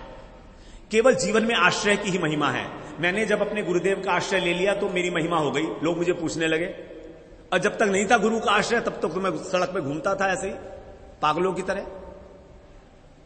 अगर मैं किसी करोड़पति बाप का बेटा हूं तो मेरी वैल्यू है, क्योंकि मेरा बाप उसका आश्रय ले रखा है मैंने। तो आश्रय की बड़ी महिमा है। हमारी जो वक़्त है, वैल्यू है, वो आश्रय से है। हमने किसका आश्रय लिया है? अगर हमने सर्वोत्तम वस्तु का आश्रय ले लिया तो हमारी बड़ी महिमा है। हमारे जीवन का प्रयोजन तब सिद्ध होगा जब हमारा आश्रय सुप्रीम हो, हमारा आश्रय कृष्ण हो। और जो कृष्ण की भी स्वामिनी है राधा रानी, यदि वो हमारे आश्रय होंगी तो सोचिए, जय जय श्री राधे, है ना। तो उनके भी चरणों में जो पलौटते हैं, छछियावरी छाछ पे नाच नचावें, ऐसे कृष्ण। तो जो राधा रानी हमारी जो है स्वामिनी है, तो हमें काहे का डर। तो ऐसा आश्रय हो जो सर्वाश्रय है, वो भी उनका आश्रय ले रहा है। सर्वाश्रय कृष्ण भी राधा रानी के आश्रय, तो फिर हमको काहे का डर। वही हमारा प्रयोजन है। राधा रानी ही हमको कृष्ण प्रेम में प्रवृत्त कराती है। तो वो आश्रय की बड़ी महिमा है, उसके लिए यहां पर सब बताया गया। तो प्रतिपाद्य विषय कृष्ण है, आश्रय स्वरूप है। और आश्रय का अर्थ है जीवों के शरण लेने योग्य वस्तु, हम किसकी शरण लें, कहां जाएं? उसी आश्रय को सम्यक रूप से समझकर हम समझने के लिए 9 लक्षणों का यहां पर विवेचन किया गया है। अब इससे क्या होगा, हमको भगवान की महिमा का ज्ञान होगा और उनके स्वरूप का बोध होगा और हमारे अज्ञान की निवृत्ति होगी। जो आवरणात्मिका और विक्षेपात्मिका वृत्ति थी, उन दोनों को विद्यावृत्ति के द्वारा इरेज कर दिया जाएगा, मिटा दिया जाएगा रबर से। विद्यावृत्ति, सत्वगुण, भगवान की कथा, और यही धीरे धीरे हमको सत्वगुण का अतिक्रमण करके निर्गुण अवस्था पर ले जाती है, क्योंकि हम निर्गुण भगवान की उपासना करते हैं। इस प्रकार से क्रमशः हमारी उन्नति हो जाती है भक्ति के अंदर। तो तीसरे स्कंध से आरंभ करके और 12वें स्कंध तक प्रत्येक स्कंध में क्रमशः इन 10 लक्षणों का वर्णन है। आगे प्रभु जी। अब सर्ग लीला क्या है, सृष्टि लीला समझ लेते हैं। भूत मात्रेन्द्र ध्यान जन्म सर्ग उदाहरत है, ब्रह्मणो गुण वैषम्याद विसर्ग है पौरुष स्मृत। गुरुजी ने बताया, मेरे को समझ में नहीं आया था कभी श्लोक, गुरुजी ने बहुत इसका अर्थ इतना डिटेल में बताया, तभी बता रहा हूं आपको। उन्हीं की देन है ये, केवल आप समझोगे मैं बहुत बुद्धिमान हूं नंबर 1 का, लेकिन उन्होंने बता दिया तो दिमाग में घुस गया तो घुस गया, क्या करूं, निकलता ही नहीं है। भगवान के विषय में ये जो बता रहे हैं, सर्ग का अर्थ है सृष्टि। तो भूत मात्र इंद्रिय ध्यान, भूत मतलब पंच महाभूत, मात्रा मतलब तन्मात्राएं, शब्द स्पर्श रूप रस गंध, ये जो लिखी है हमने आगे, पंच महाभूत शब्द, उसके बाद इंद्रियां, उसके बाद बुद्धि, महत्त्व, अहंकार, ये सब भगवान जब ईक्षण करते हैं प्रकृति के ऊपर तो 24 तत्वों की रचना होती है, उसमें विकार होते हैं। सृष्टि तत्व को बाद में कभी समझेंगे, समझ लीजिए कि उसके विकार है 24 तत्व। उन 24 तत्वों से मिलकर इस संसार की सृष्टि होती है, उपादान कारण है इसके संसार के, तो बोलते हैं हम सृष्टि। ये 24 तत्वों की उत्पत्ति है, यही है सृष्टि। ये 24 तत्व क्या है? पंच महाभूत, आकाश, वायु, अग्नि, जल और पृथ्वी, ठीक है ना। ये पंच तन्मात्रा, शब्द स्पर्श रूप रस गंध, उसके बाद 5 ज्ञानेंद्रिय, 5 ज्ञानेंद्रिय और 5 कर्मेंद्रिय, ठीक है ना। पता है हमको 5 कर्मेंद्रिय, 5 ज्ञानेंद्रिय कौन सी हैं? 5 ज्ञानेंद्रिय, एक आंख है, एक कान है, एक नाक है, एक जीभ है, ऐसे नहीं याद करते। कब तक याद करेंगे ऐसे, है ना। कर्ण, चक्षु, नासिका, जीवा और त्वचा, ऐसे बोलने का है। वाक, पाद, पाणी, उपस्थ और पायु, ये हमारी कर्मेंद्रियां हैं, वरना ढूंढते रह जाएंगे। अरे प्रभु जी मेरे पैर हैं, हाथ हैं, वाणी हैं, संस्कृत में याद करेंगे जल्दी याद हो जाएगा, ठीक है। तो उसके बाद फिर मन, बुद्धि, अहंकार और चित्त, ये चारों चीजें हमारा सूक्ष्म शरीर बनाती हैं। तो ये 24 तत्व बन गए हमारे। We are made up of this 24 elements. इसके अलावा एक आत्मा और एक परमात्मा, 24, 25 और 26। तो ये तो 24 के 24 जड़ बेकार पड़े हैं, निष्क्रिय। लेकिन जब इसमें आत्मा परमात्मा आए तब ये सक्रिय हो गया। ये 26 तत्व से मिले हुए हैं हम लोग। हमारे पास this is what is available for working. हमें वर्क करना है तो we should know what are the instruments available with us. अपने ऊपर वर्क करना है ना, तो मैं बोलता हूं we are basically work in progress. जो सड़क के ऊपर लिखा होता है ना barrier, we are work in progress, so we are work in progress. उसके बाद ये सृष्टि परंपरा अनादि है। प्रलय, प्रलय के बाद सृष्टि, सृष्टि के बाद प्रलय। रजोगुण की प्रधानता से सृष्टि, सत्वगुण की प्रधानता से स्थिति और तमोगुण की प्रधानता से प्रलय। जो हम लोग श्रवण किया गुणावतार, ब्रह्मा, विष्णु, महेश, तो तीनों इसके लिए उत्तरदायी हैं। तो 33 स्कंध है इसमें, और इसमें सृष्टि लीला में 5 प्रकरण हमने बनाए समझने के लिए। ये बहुत डिस्टिंक्ट क्लासिफिकेशन नहीं कह सकते, अपने समझ के लिए बनाया गया है, ऐसा समझिए। सात्विक सृष्टि, राजसिक सृष्टि और तामसिक सृष्टि। विदुर उद्धव का जो संवाद है और विदुर मैत्रेय का संवाद, वो है सात्विक। राजस सृष्टि वर्णन, यहां पर सृष्टि का वर्णन किया है ब्रह्मा जी के द्वारा, कैसे कैसे हुआ, पूरी सृष्टि कैसे बनी। तो यहां पर तामस सृष्टि, हिरण्याक्ष, हिरण्यकशिपु, हिरण्याक्ष 2 भाई थे। तो हिरण्याक्ष किस प्रकार से पृथ्वी को लेकर रसातल में चला गया था, भगवान वराह ने उस पृथ्वी का उद्धार किया, यहां पर इसका चरित्र है। उसके बाद कर्दम उपाख्यान, ब्रह्मा जी की छाया से कर्दम ऋषि उत्पन्न हुए, जिन्होंने देवयानी देवहूति जी से विवाह किया और फिर उनके भगवान कपिल, तो कपिल देवहूति उपाख्यान, ये बड़ा इंपॉर्टेंट है, समझने योग्य चीज है। कपिल देवहूति उपाख्यान जरूर पढ़ना चाहिए इसको, कपिल देवहूति उपाख्यान। गर्भ में हमने भगवान से क्या प्रॉमिस किया था, मैंने कहा था ना कल, एग्रीमेंट साइंड है हमारा भगवान के साथ कि हम लोग गर्भ से निकलकर आपका भजन करेंगे। ये कपिल भगवान बता रहे हैं देवहूति जी को। भगवान स्वयं कह रहे हैं कि हमने ये प्रॉमिस किया था, हम भूल गए। और गर्भ में क्या क्या अनुभव होता है, कैसे कैसे हमारा शरीर बनता है, मृत्यु के उपरांत कैसे होता है, मृत्यु हमारी कैसे होती है और कैसे जन्म होता है, हम लोगों ने इसमें प्रेजेंटेशन दिया था 2 दिन का। एक बार एक माता जी थी, उन्होंने कहा थोड़ा मौत के विषय में बताओ, कैसे मरते हैं कैसे जीते हैं। हमने कहा ठीक है बोल देते हैं। तो एक हम लोगों ने बनाया था मृत्यु के ऊपर कि मृत्यु कैसे होती है, क्या क्या होता है, exactly what happens, what are the stages. अचानक से मृत्यु नहीं हो जाती हमारी, तो उस प्रकार से क्या होता है, ये सब वहीं से मैंने लिया था, इसी उपाख्यान से, देवहूति और कपिल उपाख्यान से। तो भगवान दूसरा है हमारा विसर्ग लीला। अब है विशेष सृष्टि। 24 तत्व तो मिल गए, अब क्या, अब विशेष सृष्टि होगी ब्रह्मा जी के द्वारा। तो ब्रह्मा जी जो हैं 4 प्रकार की सृष्टि करते हैं, 4 प्रकार की सृष्टि करते हैं ब्रह्मा, स्थावर, तिर्यक, देवता और मनुष्य। स्थावर का मतलब वृक्ष और पर्वत इत्यादि। पर्वतों में भी जो है जीव होता है। पहले समय में पर्वत उड़ा करते थे, है? अभी बाद में आएगा ना, वो 3 बोला है अभी, ये 3 भोग योनि है ना। हाँ, तो मनुष्य पर्वत पहले उड़ा करते थे, तो कहीं भी उड़े और कहीं जाके बैठ गए तो लोग मर जाते थे। तो इंद्र को कंप्लेंट किया, इंद्र ने अपने वज्र से पंख काट दिए पर्वतों के। एक पर्वत जो है बच गया था, मैनाक पर्वत, वो वहां जाके छिप गया, जिस पर हनुमान जी ने शरण ली थी। जब हनुमान जी जा रहे थे तो मैनाक समुद्र से उठा और कहा कि मेरे ऊपर विश्राम करो। तो मैनाक पर्वत जो है वो बच गया था, छुप गया था समुद्र में। सब पर्वतों के पंख काट दिए। सोचो अगर पर्वत उड़ते तो हम तो गए थे। तिर्यक योनि पशु पक्षी कीट पतंग। और देवता भोग, देवता, किन्नर, चारण, सिद्ध, यक्ष, गंधर्व, भूत, पिशाच, राक्षस जितने हैं सब, सारी अप्सराएं, वो सब इसी में आएंगे। गंधर्व, तीनों भोग योनि है ये, इनसे भगवान की प्राप्ति नहीं होगी। जबकि देवता भगवान से मिलते हैं, दर्शन करते हैं, उनको ज्ञान है। इंद्र को सारा ज्ञान है भगवान का, सारे पुराण पढ़ रखे हैं उसने, इंद्र ने। सोचिए, ब्रह्मा जी के पास डायरेक्ट जा सकता है वो कभी भी, लेकिन भगवान की प्राप्ति नहीं है उसको। भोगी है, सत्वगुणी है लेकिन भोगी है, इसलिए तो स्वर्ग में केवल भोग वासना में ही लगा हुआ है। आगे आगे बढ़ो, अभी है भोग योनि सत्वगुण के अंदर भी ना। मनुष्य योनि ही कर्म भोगी है केवल। साधक सृष्टि है ये, साधन की हमारे को सुविधा यहीं पर है। मनुष्य का उद्देश्य क्या है? 4 प्रकार के पुरुषार्थ हम लोगों ने श्रवण कर लिए। धर्म, अर्थ, काम, ये हमारे उद्देश्य नहीं हो सकते, केवल मोक्ष, और मोक्ष में भी केवल प्रेम। विसर्ग सृष्टि जो है ये भगवान का सर्वोत्कृष्ट ज्ञान, शक्ति और क्रिया की बोधक है। ये भगवान ने अपने तरीके का ही बना दिया हमको मनुष्य।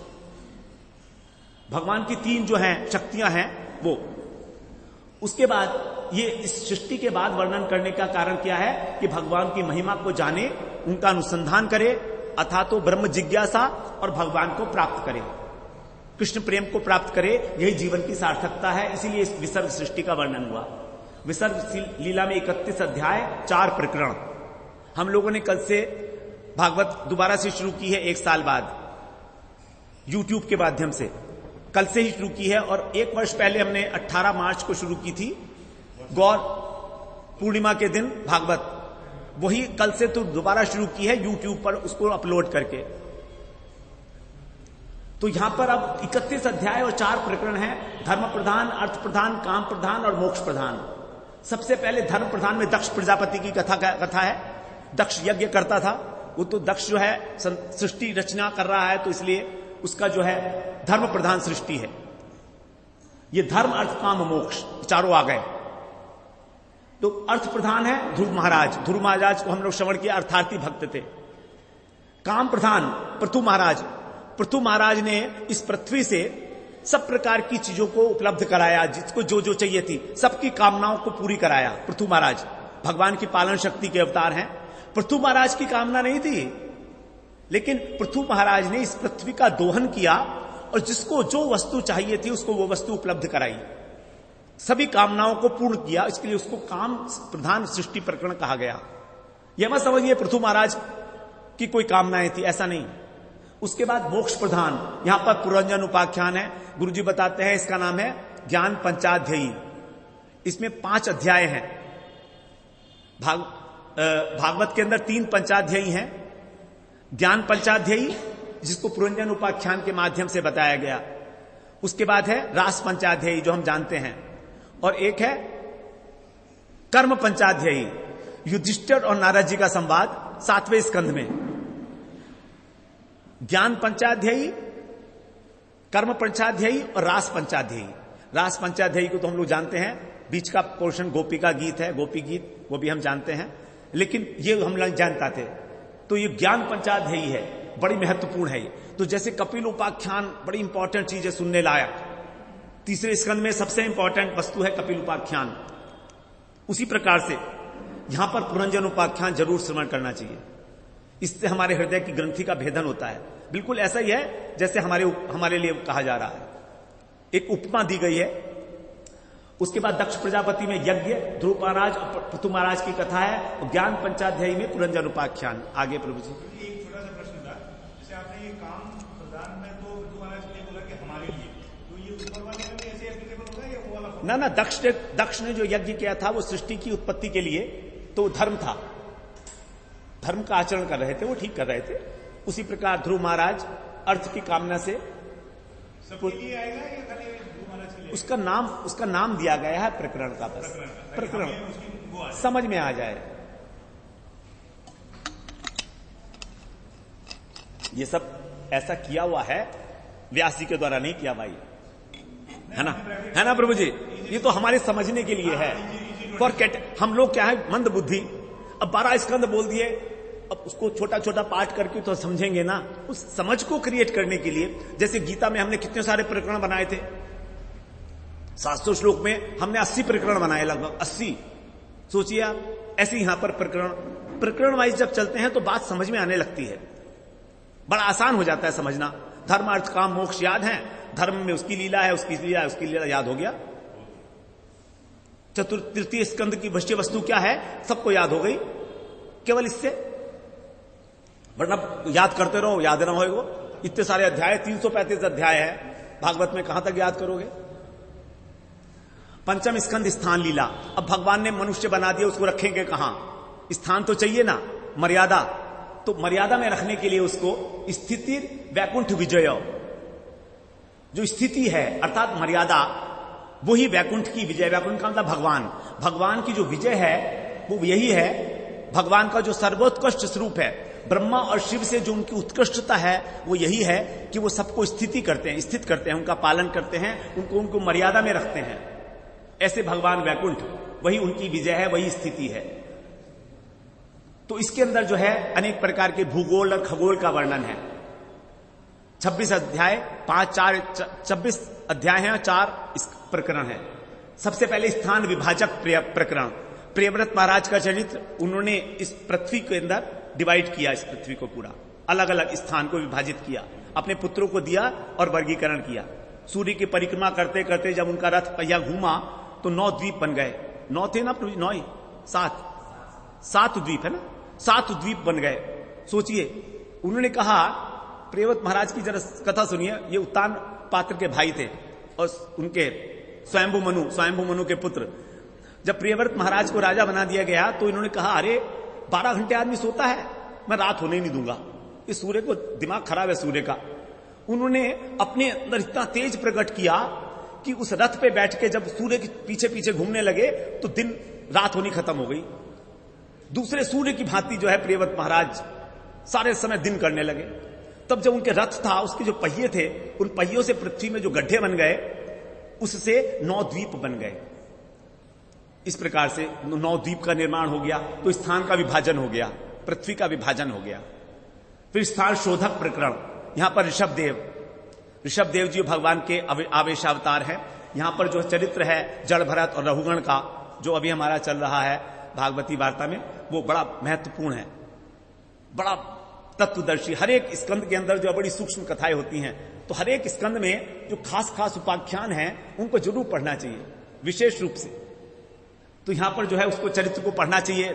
जड़ भरत का जो चरित्र है, किस प्रकार एक हिरण में आसक्त होकर और अगली हिरण की योनि बनी, फिर ब्राह्मण बने, उसके बाद फिर भगवत प्राप्ति हुई।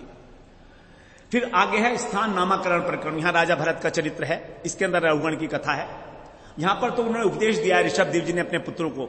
एक पिता को अपने पुत्रों को क्या उपदेश देना चाहिए यहां पर है वास्तव में। वो पिता है जो अपने पुत्र को इस संसार से पार करने की कला दिखा दे। वही गुरु है जो मृत्यु से पार होने की कला सिखा दे, भगवत प्राप्ति की। वही पत्नी, वही पति, वही माता, वही सब कुछ यह है यहां पर बताया उन्होंने। स्थान वर्गीकरण, यहां पर भूगोल खगोल, हमारे द्वीप उपद्वीप कैसे बने हैं, कैसे सारा ब्रह्मांड है, लोकालोक पर्वत है लास्ट में जाकर, उसके वहां पर कैसी भूमि है, कैसा आलोक है वहां चारों तरफ, इस ब्रह्मांड का अंत कहां पर है, वो सारी बातें बड़े विस्तार से, नक्षत्रों का वर्णन। और लास्ट में अंदर 28 नरक, 26वें अध्याय में बताया 28 नरक कैसे होंगे। अब जब नरक की बात सुनी तो राजा परीक्षित ने तो कांपने लगे। अरे मुझे तो लग रहा है मेरे को भी नरक मिलेगा, जैसे अर्जुन कांपने लगा था जब भगवान ने कहा था ना कि 16वें अध्याय में कि 2 प्रकार की प्रकृति होती है, असुर और दैव। तो अर्जुन को लगा मैं तो असुर प्रकृति में आ रहा हूं, तो भगवान ने कहा नहीं, तू चिंता ना कर, तू दैवी प्रकृति में उत्पन्न हुआ है। उसी तरह से यहां पर जब परीक्षित महाराज भी थोड़ा डर गए तो उन्हें प्रश्न किया। 6ठे स्कंद में आएंगे अब हम, 6ठे स्कंद में आओ प्रभु जी। इसका कोई जरूरत नहीं है, पढ़ लेना आप इसको। 5वें स्कंद में दिखाना प्रभु जी, एक बार दिखा देता हूं। 14 लोक के नाम दिए हैं। भूलोक कैसा है, पृथ्वी के नीचे 7 लोक हैं, उनका नाम दिया है। बिल स्वर्ग क्या होता है, भूलोक के 7 विभाग, 7 द्वीप, 7 समुद्र, सुमेरु पर्वत हमारा आधार है। 7 द्वीपों में एक जम्बू द्वीप, उसमें 9 वर्ष, उन 9 वर्षों में एक भारतवर्ष। तो वर्तमान समय में जिसे हम विश्व कहते हैं वो वास्तव में सारा भारतवर्ष है, और इसके अंदर 9 द्वीप है। और ये भारत नाम का द्वीप जो है ये हमारा है। इसे साधारण बोलचाल की भाषा में भारतवर्ष बोल देते हैं। इसको पढ़ लेना आप थोड़ा सा आगे। ये इंपॉर्टेंट हमारा अब अध्याय शुरू हो गया। छठा स्कंद बीच में है। पहला स्कंद, 12वां स्कंद, छठा। यहां पर भगवान की लीला, भगवान का पोषण, भगवान की कृपा, सबसे इंपॉर्टेंट बात। अब भगवान ने सबको प्लेस कर दिया, सब जगह सब लोग बैठ गए। अब भगवान कृपा कैसे करेंगे, भगवत प्राप्ति कैसे होगी? तो यहां पर सबसे पहला प्रश्न जब पूछा गया परीक्षित महाराज के द्वारा कि भगवान की प्राप्ति कैसे होगी, नरक में जाना पड़ेगा तो प्रायश्चित का तो कुछ होगा नहीं, ऐसा प्रायश्चित बताओ कि फिर दोबारा पाप ही ना हो। तब उन्होंने बताया पोषणम तद अनुग्रह, भगवान जो हमारा पोषण करते हैं वही उनकी कृपा है। अनुग्रह का मतलब कृपा, तो यहां पर कृपा है, ये अनुग्रह लीला, पोषण लीला। तो भक्तों पर जो अनुग्रह किया जाता है वो है पोषण। और भगवान irrespective of whatever we are, चाहे मनुष्य हो, चाहे दैत्य हो, चाहे देवता हो, सब पर कृपा करते हैं। वहां पर कोई भेद नहीं है, सब पर कृपा की है भगवान ने। तो इसमें यहां पर इस प्रकार से सबसे पहले अजामिल के ऊपर कृपा की। अजामिल ने केवल भगवान का नाम लिया था, दुराचारी था, वैश्यागमन करता था, माता पिता को दुख देता था, पत्नी को निष्कासित कर दिया था। केवल नाम मात्र से उसका उद्धार हो गया। बड़ी सुंदर वर्णन है। उसके बाद फिर दैत्य पोषण ने भगवान में जो वृत्तासुर है उसका, नहीं देवताओं में इंद्र के ऊपर भी कृपा की। जबकि इंद्र ने अपने देवगुरु बृहस्पति का अपमान किया था तो भी भगवान ने उस पर कृपा की है। ब्रह्मत्या का पाप भी लगा था उसको, इंद्र को, तो भी इंद्र के ऊपर कृपा की है भगवान ने। और दैत्य में वृत्तासुर, जिसकी प्रार्थना है 4 श्लोकों में, जिसको हम श्रवण कर रहे थे आज सुबह, विधेय कांक्षे समंजसत्वा विधेय कांक्षे। इंद्र के साथ लड़ाई हो रही है वृत्तासुर की, और रणभूमि पर प्रार्थना करता है भगवान मुझे अपना विरह दे दीजिए, ना तो मुझे स्वर्ग चाहिए, ना ब्रह्मलोक चाहिए, ना स्वर्ग, ना अपवर्ग, कुछ नहीं चाहिए मुझको, आप मुझे अपना विरह दीजिए, न रसाधिपत्यम। तो वृत्तासुर, तीनों के ऊपर भगवान ने कृपा की है। तो सिद्ध होता है कि भगवान जाति पाति धर्म कर्म आचार विचार दृष्टि नहीं रखते, और भगवान सबको अपनाने के लिए आतुर है। देखते नहीं है, भगवान इग्नोर कर देते हैं सब कुछ। तो इस प्रकार इसका अनुशीलन करके हम भगवान की करुणा में निमग्न होकर अपना जीवन कृतार्थ कर सकते हैं। तो भगवान की कृपा का अनुभव कैसे होगा वो हम आगे श्रवण करेंगे इसी में। उस कृपा का अनुभव कैसे होगा हमें, तो 3 प्रकार के प्रकरण हो गए इसमें, मनुष्य पोषण, दैत्य पोषण और देवता पोषण।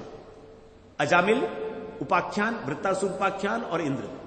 आगे प्रभु जी, सप्तम स्कंद ऊती लीला। ऊती का मतलब होता है कर्म वासना। अब हमारे ऊपर कर्म वासनाएं अनंत जन्मों की हैं हमारी, उस वासना का क्षय कैसे होगा? कर्म हमको बार बार संसार में लगा रहा है कि कर्म वासना तो अहेतुक कृपा हो रही है हमारे ऊपर, ठीक है भगवान की, लेकिन तो भी हम क्यों भटक रहे हैं? भगवान हमारी रक्षा क्यों नहीं करते अपनी कृपा से? इसका कारण है कर्म वासना।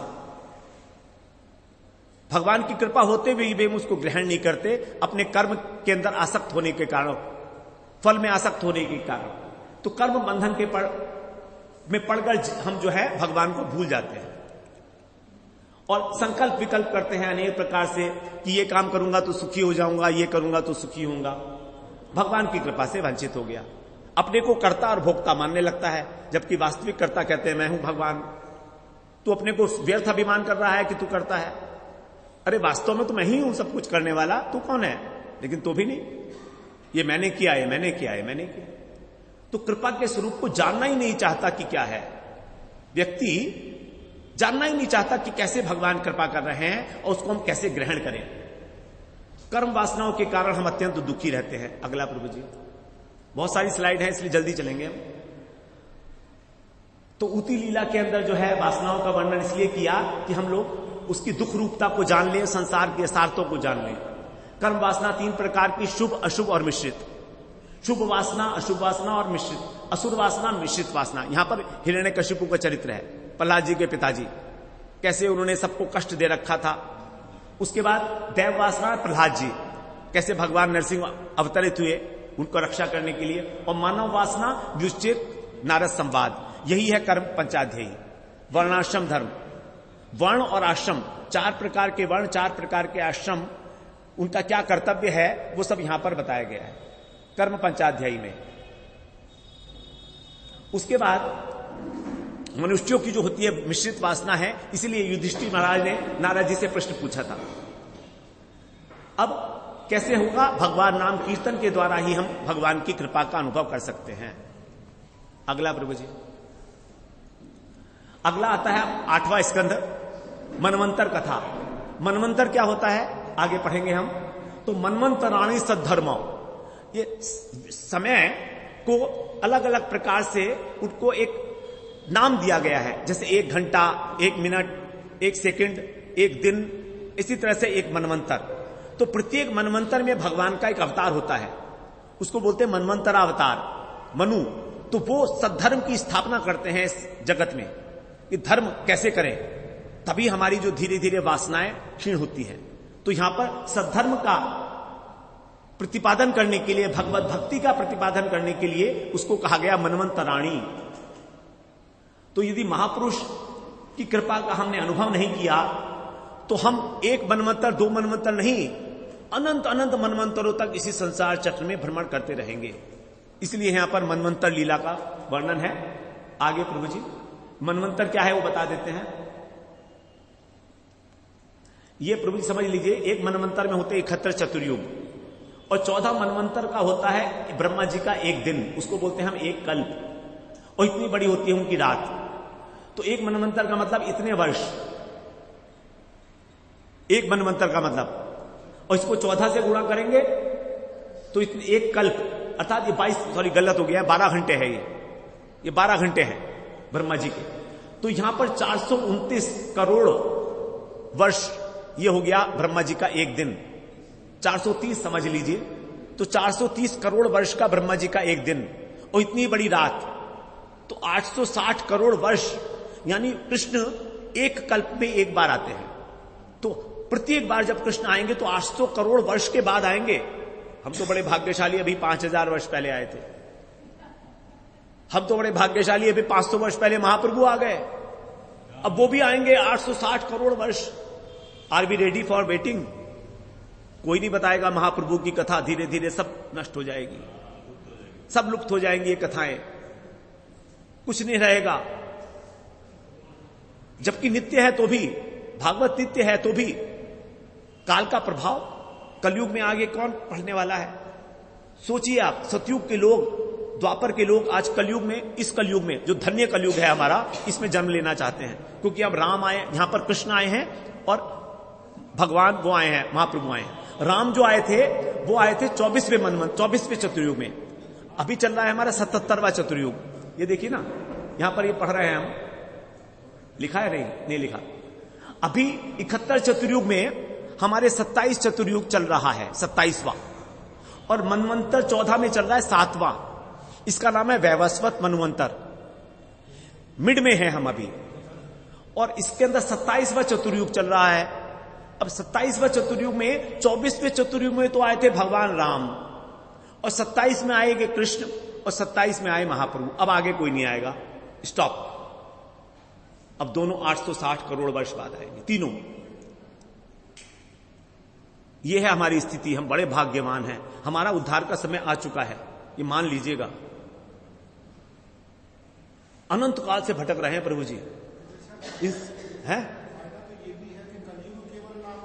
हाँ वो तो है ही है, बड़ा आसान, बहुत लकी है। ठीक है ना प्रभु जी, ये इसलिए बताया गया सारी बातें, हमें समझना चाहिए हम अभी कहां जी रहे हैं, हमारी स्थिति कहां है। और प्रत्येक मनवंतर में, मनवंतर, मनु महाराज, उनके पुत्र और इंद्र और सप्तऋषि बदल जाते हैं, सबके अलग अलग नाम भागवत में लिखे हैं। अभी जो इंद्र चल रहा है उसका नाम है पुरंदर, और मनु जो महाराज है उनका नाम है वैवस्वत। उसी प्रकार के 12 जो सबसे पहले जो मनु थे, स्वयंभू मनु, उसके बाद फिर अलग अलग, अभी 7वां, उसके बाद फिर आगे आएंगे 14 मनु, इन सब के नाम दिए गए हैं। तो ये सब क्या करते हैं, हमारे अलक्षित भाव से हमको प्रेरित करते हैं भगवान का भजन में। मनु महाराज, मनु पुत्र अलक्षित रूप से जो भगवान की उपलब्धि करना चाहता है हमारी मदद करते हैं, हमको उस प्रकार की अनुकूल परिस्थिति प्रदान करते हैं कि बेटा तुम भगवान का भजन करना। आज एक प्रभु जी की हमारी इच्छा हुई थी कुछ पढ़ने की, कुछ जानने की, एंड ही गॉट इट। वो कहते प्रभु जी क्या, पता नहीं कितने समय से ढूंढ रहा था, एंड अचानक I got it right now here on the mobile. देख लिया अभी उन्होंने, यही तो मैं ढूंढ रहा था, मिल गई। आप किसी चीज की जिज्ञासा करिए, उसका उत्तर मिल जाएगा। मुझे तो सारे उत्तर मिल गए इसी तरह से। जिज्ञासा करिए, और भगवान जो उनके मनु महाराज हैं और सारे देवता हैं, वो सब हमारी मदद करने के लिए तैयार हैं भजन में, भगवान के आगे बढ़ने के लिए। ऐसा मत समझिए कि आप अकेले हैं, आपको उसी प्रकार का संग मिल जाएगा, आपको अपने प्रश्नों का उत्तर मिल जाएगा कहीं ना कहीं से। सब लोग अलक्षित भाव से हमारी मदद कर रहे हैं भगवान की ओर बढ़ने के लिए। 24 अध्याय 4 प्रकरण, भगवत स्मरण, दान धर्म, प्रतिज्ञा पूर्ति और मत्स्यावतार। यहां पर गजेंद्र मोक्ष की कथा है। भगवत स्मरण, स्मरण भक्ति की प्रधानता, कैसे एक गजेंद्र को भी भगवान का कृपा मिली, हाथी को हमको ना मिलेगी क्या? भगवान की स्तुति कर रहा है 28 श्लोकों में संस्कृत के अंदर। वो चिंगाड़ की स्तुति नहीं कर रहा है, संस्कृत बोल रहा है वो हाथी, क्योंकि उसने पूर्व जन्म में, उसका इतिहास है, इंद्रदुम्न राजा पूर्व जन्म में भगवान का बहुत भजन किया है, बहुत भजन किया है। किसी कारणवश शाप मिल गया था तो हाथी बन गया था। आप समझिए ना, भगवान की स्तुति कर रहा है। दान धर्म में समुद्र मंथन की कथा है। भगवान के 3 अवतार हुए यहां पर भगवान का एक अवतार हुआ, वामन अवतार हुआ, जब बलि महाराज से पृथ्वी मांगी थी वामन भगवान ने आके, और मत्स्य अवतार का था। 4 सब अवतार भगवान के यहां पर काफी सारे हुए हैं। 3, 4, 5, 6 अवतार इस स्कंद में भगवान के हुए हैं। आगे प्रभु जी, अब 9वें स्कंद में आ गए हम, ईशानु कथा। ईश भगवान, अनु मतलब उनके जो अनुगत्य हैं अर्थात भक्त, तो जो भक्त हैं उनकी कथाएं हैं यहां पर। तो जो राजा लोग भक्त हुए हैं, चंद्रवंश के और सूर्यवंश के राजा लोग, उनकी यहां पर कथाएं हैं। चंद्रवंश और सूर्यवंश के राजाओं की कथा है यहां पर। तो इस प्रकार आगे करिए प्रभु जी। इस सूर्यवंश और चंद्रवंश की यहां पर कथाएं हैं। सभी राजा भक्त हुए हैं, तभी उनको कहा गया राज ऋषि। सबने भगवान को प्राप्त किया है। खटवांग राजा की कथा, जिन्होंने 2 मुहूर्त, एक मुहूर्त मतलब 48 मिनट में भगवान की प्राप्ति की। इतने बलशाली थे कि इंद्र उनको ले गया था अपने स्वर्ग में कि चलो मेरी हेल्प करो, असुरों से संग्राम करना है, दैत्यों से। तो दैत्यों को उन्होंने मार दिया और जीत गए। अब इंद्र खुश हो गया। राजा से कहा कुछ मांग लो मुझसे। राजा ने कहा क्या मांगू, ये बताओ कि मेरा आयु कितनी शेष है। बोला 1 मुहूर्त 48 मिनट। बोले अब ऐसा करो कि 1 क्षण का भी विलंब किए मुझे मेरे मेरे वहां पर राज्य में पहुंचा दो। 1 सेकंड का भी विलंब किए, वहां पहुंचे। 24 मिनट के अंदर उन्होंने सारे राज्यपाट को अपने बच्चों को बांट दिया। 24 मिनट में भगवान का ध्यान लगाकर भगवान के भजन में भगवान को प्राप्त किया। केवल 24 मिनट में उपलब्धि हो सकती है। परीक्षित महाराज को 7 दिन लगे थे, यहां तो 24 मिनट में।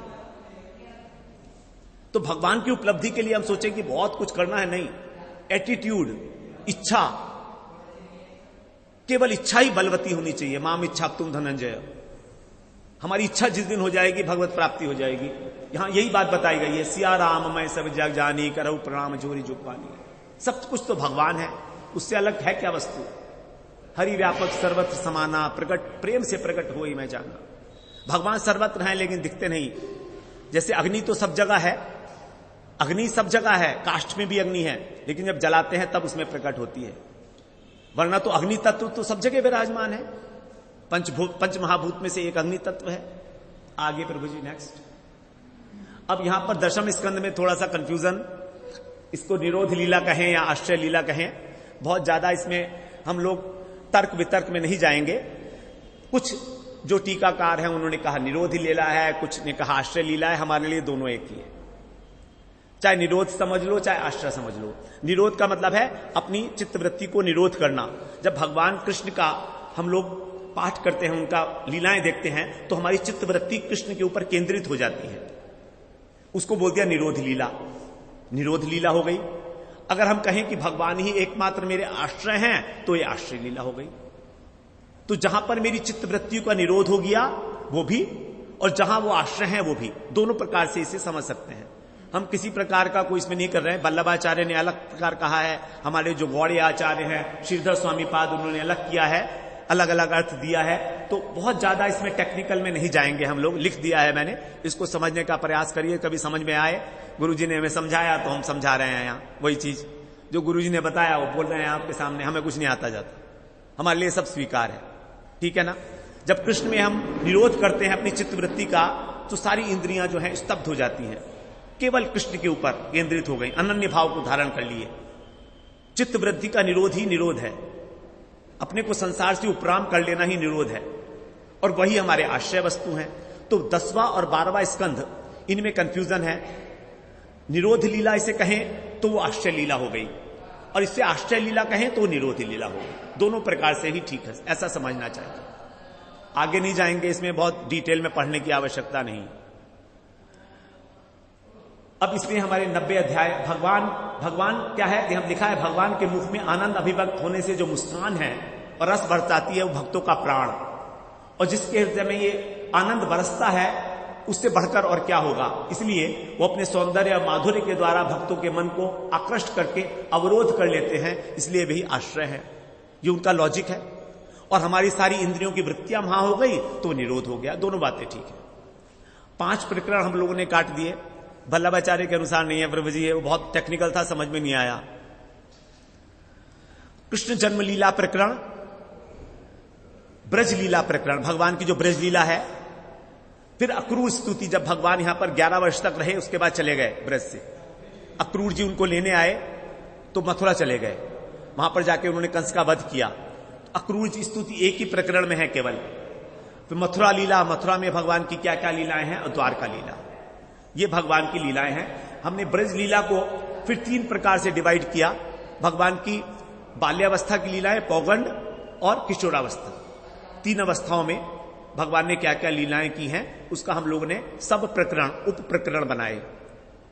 आगे प्रभु जी, एकादश स्कंद मुक्ति लीला है।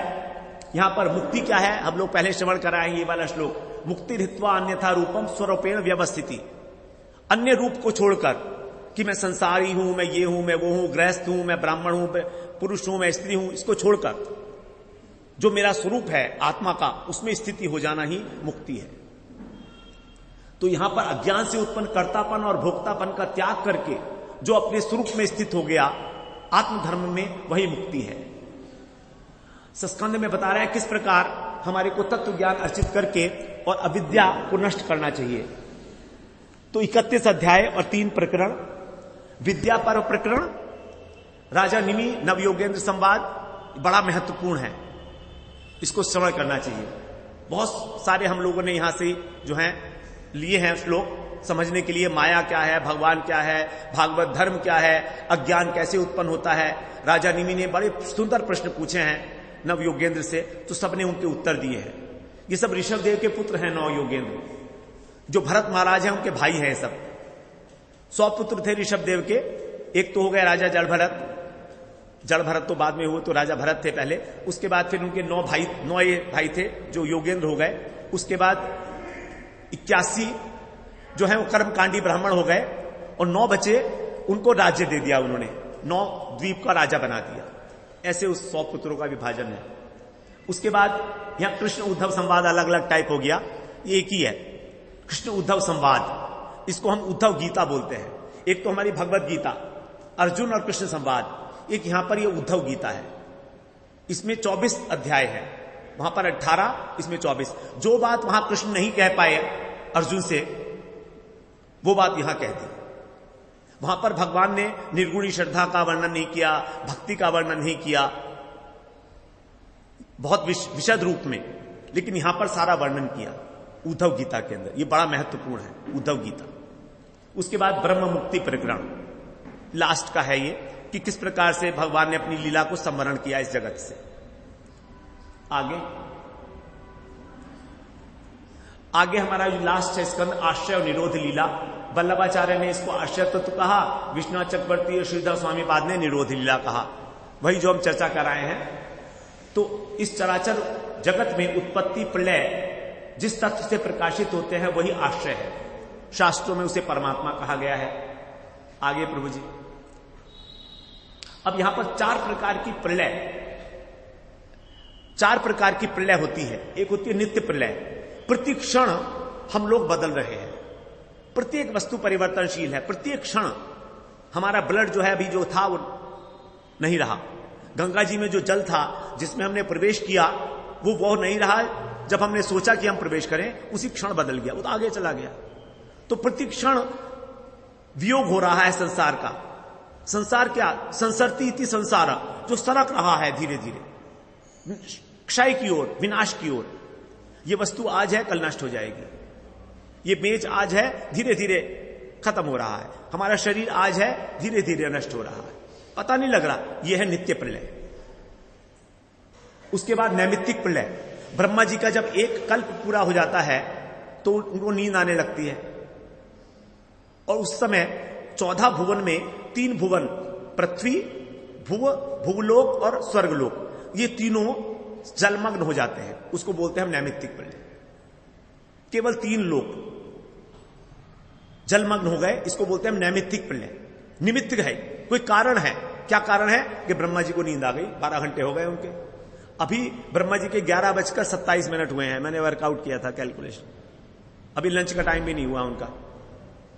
अगर एग्जैक्टली वर्कआउट करो आज की तारीख में 5250 वर्ष होने के बाद, तो इतने बजकर इतने मिनट इतने सेकंड हो जाते हैं। मैं कैलकुलेटर पे निकाल लो आप। तो ये जो प्रलय है, और 100 वर्ष के बाद जब ये इतनी ही बड़ी रात्रि होगी उनकी, उसके बाद फिर दोबारा से ब्रह्मा जी निर्माण करेंगे, फिर सो जाएंगे। फिर जब 100 वर्ष पूरे हो जाएंगे तब ये 14 भुवन जलमग्न हो जाएंगे। तब उसको बोलते हैं प्राकृतिक प्रलय। ये 100 वर्ष वाली जो प्रलय है। और एक है आत्यांतिक प्रलय। ये प्रलय है जब हमारा जो सूक्ष्म शरीर है वो नष्ट हो जाता है। हमको अपने स्वरूप की प्राप्ति होके जब हम भगवान को प्राप्त कर लेते हैं, मोक्ष, तब उसको बोलते हैं आत्यांतिक प्रलय। हमारे सूक्ष्म शरीर, लिंग शरीर का जब नाश, मन बुद्धि अहंकार चित्त जड़ नहीं रहा, वो भगवान की सेवा के योग्य हो गया, चिन्मय धाम में चला गया। तो ये जो आत्यांतिक प्रलय है यही है, इसके लिए भक्ति। तो नित्य प्रलय और आत्यांतिक प्रलय ये दोनों हमसे रिलेटेड हैं, और ये दोनों ब्रह्मा जी से रिलेटेड हैं। यहां पर हमारा संसार बंधन नष्ट, शुद्ध स्वरूप की प्राप्ति और भगवत सेवा में प्रवृत्ति। इस प्रकार प्रलय के चिंतन से हमारे को समझ में आएगा जीवन कितना क्षणभंगुर है। हम लोग 100 साल जी भी लिए तो क्या, इतने बड़े अंतराल में हमारी क्या वैल्यू है? कुछ भी नहीं है, कुछ भी नहीं है। एक छोटा सा एक शॉर्ट ब्रेक, पानी पी लें। हाँ, थोड़ा एक ब्रेक लेते हैं। अरे इसको 1 मिनट 2 मिनट और, ये 12 स्कंद हो गए ना, उसके बाद चरणों पर जब आएंगे तब ये 12 स्कंद पूरा करेंगे, 1 मिनट वेट कीजिए। ठीक है ना। 13 अध्याय 4 प्रकरण, ये कुछ खास बात नहीं है। विवेक का आश्रय लेना, तब हमारे भगवान से मुक्ति होगी। या भगवत आश्रय, ज्ञान आश्रय और भागवत का आश्रय। भागवत का आश्रय लेने से हमको कैसे प्राप्ति होगी यहां पर बताया, और शास्त्रों का आश्रय। आगे प्रभु जी नेक्स्ट। अब यहां से हम अगले सत्र में प्रवेश करेंगे। ये बड़ा इंपॉर्टेंट सत्र है, कृपा का स्वरूप।